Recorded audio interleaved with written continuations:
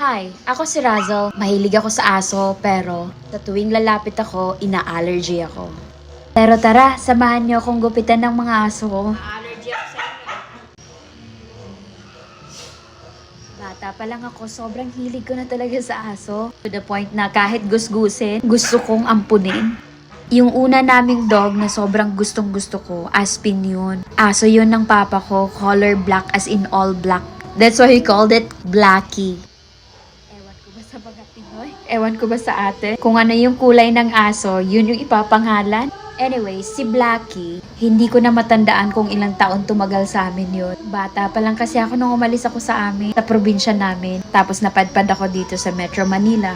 After 3 years or 4 years siguro, bumalik ako sa Leyte, sa probinsya namin. Nagbakasyon lang din. Kasi that time, sem break lang namin, pinapaaral kasi ako noon. Pero hindi ng mga magulang ko, kundi ibang tao.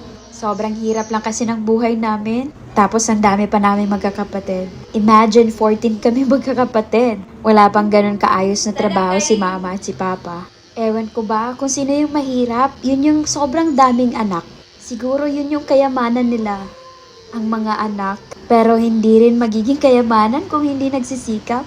Anyways, going back, pag-uwi ko sa amin, si Blackie talaga yung hinahanap ko. Pero sabi ni mama, namatay na daw yun sa katandaan. Nakakalungkot kasi yun yung gusto kong kasama. I-imagine nyo ba yung nasa bundok ka tapos kasama mo yung aso mo?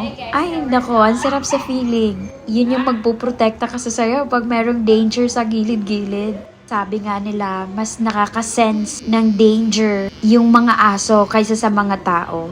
Sa ngayon, I have 5 dogs in total. Actually, hindi lang dapat 5 yan. Pinamigay ko lang yung iba. Kasi gustuhin ko mang ikip sila, hindi talaga pwede. Dahil bukod sa magastos na, alam nyo naman ang mga aso, sobrang ingay talaga. Lalo na pag nagkasabay-sabay ng kahul.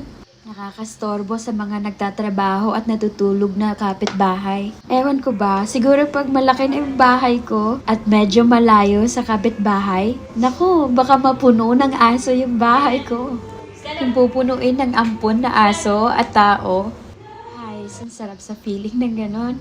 May isa pa kaming aso ng partner ko na hindi talaga namin makalimutan. His name is Rocky. Aspin lang din siya. Manipis lang yung buhok. Pero sobrang lambing nun. Yung tipong kahit tuhugin na yung tenga niya sa kalsada, napaka-friendly pa rin niya. Hindi yun nangagat. Never yun nangagat. Kaso nga lang, isang araw, habang nasa trabaho ako, tinawagan ako ng partner ko. Wala na daw si Rocky. Ay, grabe yung iyak ko nun, as in, sobra. Mga tinuturuan ko nun sa trabaho, sobrang takang-taka. Ba't daw ako umiiyak? Trainer kasi ako that time sa BPO or call center. Gustuhin ko mang umuwi kaagad noon, pero hindi pwede. Kailangan tapusin muna yung trabaho. Pagka uwi ko, ay nako, grabing pasay sa kakaiyak. Lalo na yung partner ko, nahimatay pa. Noon kasi yun ka-importante at kabait sa amin. Sama na namin yun mula nang nagsimula kami ng negosyo. At kasama ko din yun sa pagtitiktok ko. Wala pa ako masyadong followers, nandyan na yun sa amin. Ang kaibahan kasi nila sa tao, hindi ka nila huhusgahan kahit ano pang mali mo.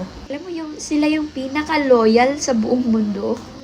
Basta tratuhin mo lang din ng tama at turuan mo din ng tama.